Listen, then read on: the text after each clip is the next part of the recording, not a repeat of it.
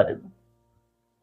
तो जेता अन्य उपरे क्रोध आसिले कौन जो पाप करार भावना आसे जहाँ प्रति आपण क्रोध करे ता प्रति आपनकर दया नथिबो। क्रोध केबे भी सामना वाला प्रति दया को दिए नाही। क्रोध सामना वाला प्रति प्रेम को उत्पन्न करेबो नाही। क्रोध सब बेले अन्याय करिबा पाई चाहे जोटी आपनकर उत्तम विषय केबे चिंता करिबा पाई सामना वाला रो उत्तम विषय को आपण केबे चाहिबे नाही। आपण जहा को भी क्रोध करिवे तो आपण जहा उपरे विरक्त हेबे ता प्रति आपण केबे भी तार उत्तम विषय आपण चिंता एथि पाई करि पारिबे नाही।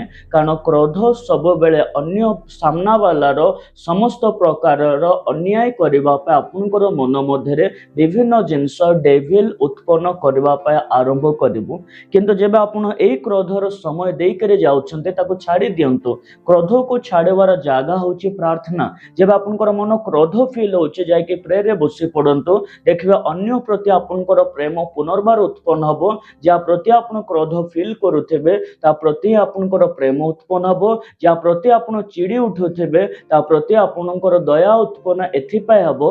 कारण प्रेयर सब बेले आपनको अन्य सहित गुड बॉन्डिंग बनेबा पे सिखेबो। प्रेयर करिबा व्यक्ति अन्य सहित अशांति रे रहबा पे केबे पसंद करंते नाही।